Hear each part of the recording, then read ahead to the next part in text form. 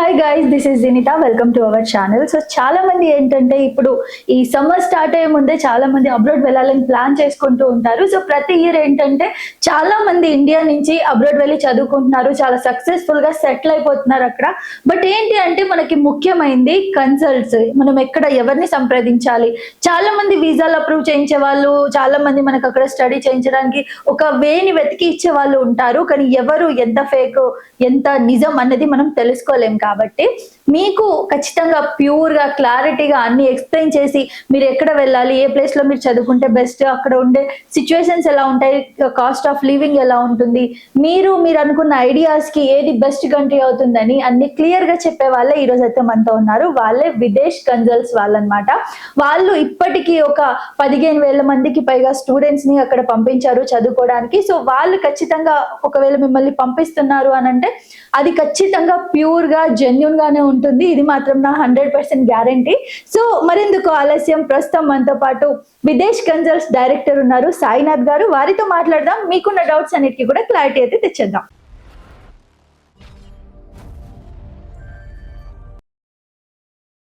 Hi sir, ఎలా ఉన్నారు? బాగున్నాను జింత గారు, మీరు ఎలా ఉన్నారు? చాలా బాగున్నాను సార్. జర్మనీని స్టడీ డెస్టినేషన్ గా ఎందుకు తీసుకుంటున్నారు?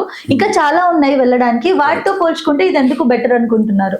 సో ఈ రోజు యాక్చువల్ గా స్టడీ అబ్రాడ్ అనగానే చాలా మందికి చాలా కంట్రీస్ ఆప్షన్స్ ఉన్నాయి, అది అబ్సల్యూట్లీ కరెక్ట్. అయితే దీంట్లో జర్మనీ ఎందుకు పర్టికులర్ గా ఇప్పుడు క్రేజ్ వచ్చింది అంటే బేసిక్ గా Germany is suffering with a problem called negative population. Okay, ఇప్పుడు మనం చూసినట్లయితే యుఎస్ లో మీరు బయట దేశం నుంచి వచ్చి మొత్తం మా జాబులు తీసేసుకుంటున్నారు, మా ఫుడ్ తినేస్తున్నారు అంటున్నారు. యూకేలో ఇండియన్స్ గో బ్యాక్ అంటున్నారు, ఆస్ట్రేలియాలో ఇండియన్స్ గో బ్యాక్ అంటున్నారు. ఇలా almost every country kind of closing the doors. Germany వాళ్ళ ప్రాబ్లం ఏంటంటే వాళ్ళకి ఇప్పుడు రిటైర్మెంట్ క్లోజ్ గా ఆల్మోస్ట్ 1 million పీపుల్ ఉన్నారు. అంటే 10 లక్షల పైన మంది వాళ్ళు రిటైర్ అవుతున్నారు. అండ్ వాళ్ళు లోకల్ గా వచ్చే రిసోర్స్ ఏదైతే ఉందో అది కేవలం 1 lakh కంటే తక్కువ ఉంటుంది. So still they have a gap of 9 lakh people whom they want to continue the same workforce. కాబట్టి వాళ్ళకి ఇప్పుడు రెడీమేడ్ గా మనుషులు కావాలి. వాళ్ళు కావాలి అంటే బేసిక్ గా ఇలా ఫారినర్స్ రావాలి. సో దీనివల్ల 100% employability options, because the reason why even our Indian students go abroad is actually first thing is actually quality of life బాగుండాలి, ఇన్కమ్ బాగుండాలి, తర్వాత సెటిల్మెంట్ ఆప్షన్స్ ఉండాలి. ఆ తర్వాత అక్కడ వెళ్ళిన తర్వాత యాక్చువల్ గా వాళ్ళు సరే నీ పని అయిపోయింది పో అని ఇప్పుడు అమెరికాలో అనకూడదు.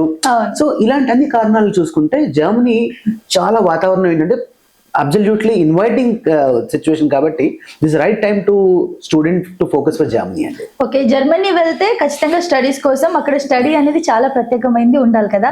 ఎడ్యుకేషన్ సిస్టమ్ ఎలా ఉంది అంటే ఎలాంటి కోర్సెస్ ఉంటాయి? అబ్సల్యూట్లీ అండి. బేసిక్ గా ఏంటంటే జర్మనీలో మనకి ప్రపంచంలో బెస్ట్ టెక్నాలజీస్ తీసుకుంటే they all are directly indirectly from Germany. అంటే ఒక ఆటమ్ బాంబ్ కనిపెట్టిన దగ్గర నుంచి, ఒక గేర్స్ కనిపెట్టిన దగ్గర నుంచి, ఇండస్ట్రియల్ రెవల్యూషన్, తర్వాత ఈరోజు ఆటోమొబైల్స్ కుంటే BMW, Audi, Mercedes, Volkswagen, తర్వాత ఈ రోజున కంపెనీస్ భారతీయ సిమెంట్, జర్మన్ టెక్నాలజీ. సో బేసిక్గా ఏంటంటే Germany is actually really famous for technical innovation. So వాళ్ళ size I would say Telangana Andhra కలిపిన దానికంటే కొద్దిగా చిన్న దేశం అది. అండ్ పాపులేషన్ తెలంగాణ ఆంధ్ర కలిపి ఉన్న పాపులేషన్ కంటే కొంచెం తక్కువ మంది పాపులేషన్. కానీ అంత చిన్న కంట్రీ, అంత తక్కువ పాపులేషన్ తోటి వాళ్ళు ఇండియా కంటే 4 times వాళ్ళ ఎక్స్పోర్ట్ కేపబిలిటీ ఉంది.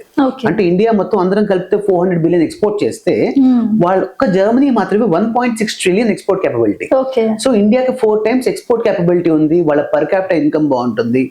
So these are the few reasons why ఈ కంట్రీ ఇంత అడ్వాన్స్ అవడం కారణం ఏంటంటే బేసిక్ గా వాళ్ళు 2 things ఎక్కువ ప్రైవేటైజ్ చేయాల, or the German government is still holding it. ఒకటి హెల్త్, అంటే అక్కడ హాస్పిటల్స్ ఇక్కడ లాగా మనకి యశోద, అపోలో, కామినేని ఇలాంటి హాస్పిటల్స్ ఉండవు. Every hospital belongs to government, or at least government has very serious concern over the medical facility. అలాగే ఎడ్యుకేషన్ ని కూడా వాళ్ళు ప్రైవేటైజ్ చేసినా కూడా దాన్ని ఎంత సిస్టమేటిక్ గా చేశారంటే మా జర్మన్ స్టాండర్డ్స్ లో మీ యూనివర్సిటీ రీచ్ చేస్తేనే you will be given a university degree, or you will be having this right to recruit people. Otherwise మీ కత్తులు లైక్ వింగ్స్ కట్ చేస్తాం అనే టైప్ లో జర్మనీలో చాలా పర్టికులర్ గా ఉంటారు. సో దానికి ముఖ్యంగా జర్మన్ గవర్నమెంట్ ఎడ్యుకేషన్ సిస్టమ్ బాగుంది కాబట్టి ఇంతవరకు అడ్వాన్స్మెంట్ అవ్వడం కారణం. ముఖ్యంగా ఏంటంటే ఇఫ్ యు సీ ఒక 2 years మాస్టర్స్ డిగ్రీ తీసుకుంటే 2 years మాస్టర్స్ లో 3 semesters వచ్చేసి క్లాస్ రూమ్ యాక్టివిటీ ఉంటుంది. First semester, second semester, third semester. Last semester వచ్చేసి ప్యూర్ గా ఒక 30 credits ఇంటర్న్షిప్ లో వాళ్ళు జాబ్ చేస్తారు. సో ఎప్పుడైతే వీళ్ళు 3 సెమిస్టర్ చదువుకున్నది 1 సెమిస్టర్ లో ఒక ప్రాక్టికల్ జాబ్ చేస్తారో ఆటోమేటిక్ గా వాళ్ళకి వర్క్ ఎక్స్పీరియన్స్ వచ్చేస్తుంది. So before they graduate or they come out of university they also have 6 months of work experience. Same ఇలాగే బ్యాచిలర్స్ లో కూడా ఉంటుంది. 3 years బ్యాచిలర్స్ డిగ్రీ ఉన్నట్లయితే 2.5 years వచ్చి స్టడీ మాడ్యూల్స్, తర్వాత 6 months వచ్చేసి చక్కగా డైరెక్ట్ ఇంటర్న్షిప్ ఉంటుంది. సో దీంతో ఆటోమేటిక్ గా ఈ ఎడ్యుకేషన్ సిస్టమ్ లో ఉన్న ప్లస్ పాయింట్ ఇది. తర్వాత మెయిన్ గా వచ్చేటప్పటికి every subject what ever they study, ఇక్కడ ఏంటంటే curriculum is exactly as per the university the company requirement. అంటే ఇండస్ట్రీలో టెక్నాలజీ ఎలా మారుతుంటుందో వీళ్ళు కరికులం అలా అప్డేట్ చేస్తారు. అంటే ఫర్ ఎగ్జాంపుల్ మన దగ్గర తీసుకుంటే నెగటివ్ చెప్పకూడదు, కానీ ఇండియాలో ఏంటంటే ఒక అకాడమిక్ మనకి సిలబస్ మారాలంటే once in 5 years AICTE will have a discussion, దాని ప్రకారంగా చేంజ్ చేస్తారు. కానీ అక్కడ ఏంటంటే professor is at will and he can change the curriculum. So ఈ రోజున ఏఐ ప్రెసెంట్ గా ఇప్పుడున్న టెక్నాలజీ ప్రకారంగా ఏఐకి ఒక పరిమితి వచ్చింది అండ్ అక్కడితో ప్రొఫెసర్స్ దాని బేస్ తీసుకొని చెప్తారు, ఇంకా అడ్వాన్స్ వెళ్తారు. సో దాని వల్ల ఏంటంటే they are absolutely in line with the industry requirement. That is the reason why German education లో ముఖ్యంగా స్టాండర్డ్ ఆఫ్ ఎడ్యుకేషన్ వల్ల ఎప్పుడైనా కూడా అంతే కదండి, మనం ఇప్పుడు ఐఐటీలో చదివిన వాడికి జేఎన్టీలో చదివిన వాడికి కొంత తేడా అయితే ఉంటుంది. బికాస్ ద రీజన్ ఏంటంటే IIT standard of education is better. Likewise జర్మనీలో public or private university they all maintain the best quality of education as per the industry requirement. కాబట్టి ఆటోమేటిక్ గా ఆ క్వాలిటీ ఆఫ్ ఎడ్యుకేషన్ బెస్ట్ అని చెప్పడానికి ఆ proofs ఇవన్నీ ఇప్పుడు నేను చెప్పినవన్నీ కారణం. సరే, మరి ఇండియన్ స్టూడెంట్స్ వెళ్తే అక్కడ ఎలాంటి కోర్సెస్ అవైలబుల్ గా ఉంటాయి? సో ముఖ్యంగా ఇప్పుడు యాక్చువల్ గా మన అందరికీ ఉన్న బజ్ వర్డ్ ఏంటంటే data sciences, artificial intelligence. Of course Germany is number 1 for it. అది కాకుండా we have courses in to mechanical, automobile, electrical, electronics and తర్వాత మేనేజ్మెంట్, లైఫ్ సైన్సెస్. ఈ అన్ని ఫీల్డ్స్ లో మంచి మంచి జాబ్స్ ఇప్పుడు జర్మనీలో అవకాశాలు ఉన్నాయి because of the negative population. కాబట్టి ఇక్కడ వాళ్ళకి రిక్వైర్మెంట్స్ ఎక్కువ ఉంది అండ్ జాబ్ ఫీల్డ్స్ లో అవకాశాలు ఎక్కువ ఉన్నాయి. కాబట్టి డెఫినెట్ గా ఈ అన్ని ఫీల్డ్స్ లో వాళ్ళు కూడా తీసుకోవచ్చు. ఓకే, ఇప్పుడు అక్కడ ఒకవేళ వాళ్ళు ఉంటే చదువుకోవడం అంతా ఒక ఎత్తు అయితే ఇప్పుడు వాళ్ళు లివింగ్ కాస్ట్ ఎలా ఉంటుంది, లేదా ట్యూషన్ ఫీ ఎలా ఉంటుంది? అబ్సల్యూట్లీ అండి. ఇక్కడ మనకి ఏంటంటే జర్మనీలో పర్టికులర్ గా there are 2 types of universities. One is a public university, అది ఇస్ ఎ ప్రైవేట్. పబ్లిక్ యూనివర్సిటీలో చూసుకుంటే hardly the fees will be I would say less than 2 lakh rupees లో చక్కగా 2 years మాస్టర్స్ అయిపోతుంది. విచ్ మన ఇండియాలో ఈ రోజున ఒక చిన్న కాలేజ్లో కూడా అంతకు చాలా రేట్లు ఎక్కువ ఫీజు ఉంటుంది. సో ఫీజ్ పరంగా పబ్లిక్ యూనివర్సిటీలో ఫీజు చాలా తక్కువ ఉంటుంది. అది కాకుండా ఆ యొక్క ప్రైవేట్ యూనివర్సిటీలో కూడా కేవలం 10 లక్షల రూపాయల ఫీజు అయిపోతుంది. సో 10 లక్షల నుంచి 15 లక్షలు బేసిక్ గా మనము ఒక అమెరికా, ఆస్ట్రేలియా ఇలాంటి వాటితో మనం కంపేర్ చేసుకుంటే జర్మనీలో ఏంటంటే మనకి 1/4 or 1/5 ఫీజులో జర్మనీలో కోర్స్ చేయడానికి అవకాశం ఉంటుంది. తర్వాత జర్మనీలో ఇంకోటి ఏంటంటే ఇప్పుడు నెగటివ్ పాపులేషన్ అని చెప్పుకున్నాం కదా, దానివల్ల పార్ట్ టైం జాబ్స్ కూడా ఒక 2 to 3 months లో ఖచ్చితంగా ప్రతి ఒక్కరికి పార్ట్ టైం జాబ్ దొరుకుతుంది. అండ్ జాబ్స్ లో కూడా they are getting 13.5 euros per hour. And జర్మనీలో ఏంటంటే 24 hours per week part time job చేసుకుంటే 1,30,000 అనేది మినిమం టు మినిమం ఒక మంత్ కి ఒక స్టూడెంట్ సంపాదిస్తారు. దీంట్లో వీళ్ళ కాస్ట్ ఆఫ్ లివింగ్ ఒక 60,000 తీసినా కూడా నెలకు 70,000 రూపాయలు సేవింగ్ చేసుకుంటారు. Which is over a period of 2 years మనం కౌంట్ చేస్తే వాళ్ళు మొత్తం కట్టే ఫీజు కంటే వీళ్ళు సంపాదించి సేవ్ చేసుకునేది ఎక్కువ. సో టెక్నికల్ గా వీళ్ళ డబ్బులు వీళ్ళు సంపాదించేస్తున్నారు కాబట్టి ఎడ్యుకేషన్ ఫ్రీ అని చెప్పుకోవచ్చు.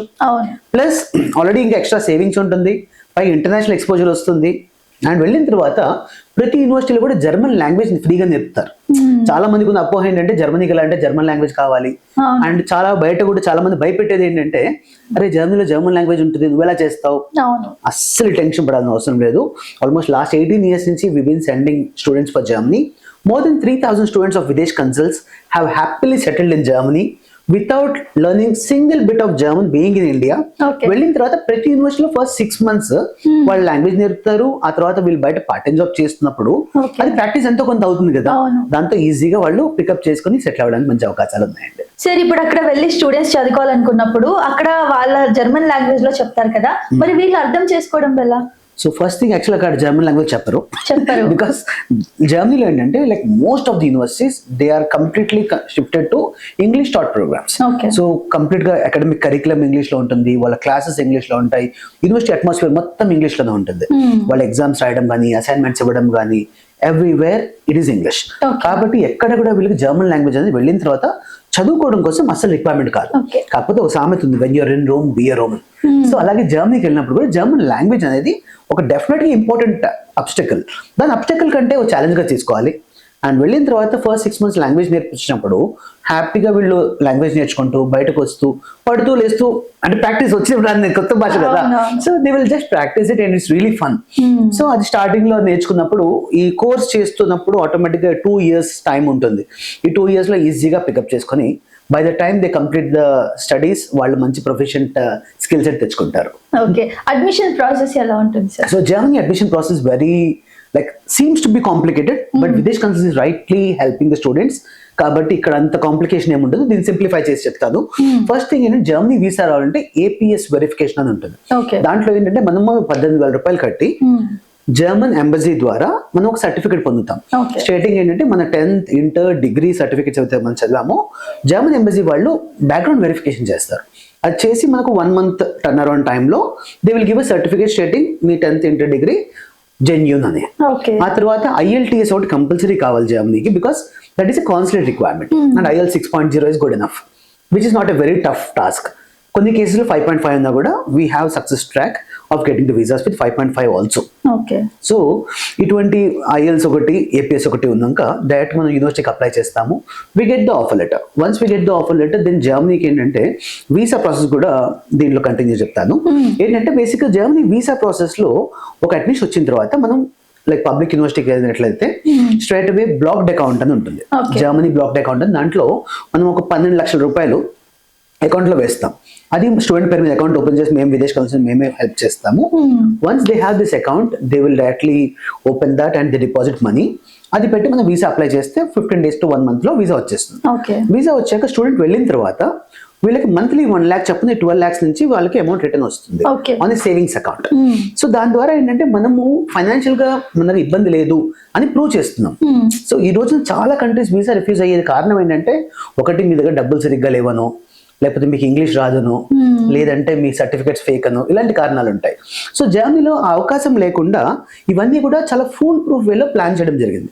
That is reason why we are enjoying 100% success rate for the student visas for Germany. Okay sir, ఇప్పుడు జర్మనీలో స్టడీ కంప్లీట్ అయిన తర్వాత జాబ్ అవకాశాలు లేదా అక్కడ సెటిల్ అయ్యేలాగా ఏంటంటే ఏం ప్రాసెస్ ఉంటుంది? షూర్ అండి, Germany I would say one of the easiest country to settle down.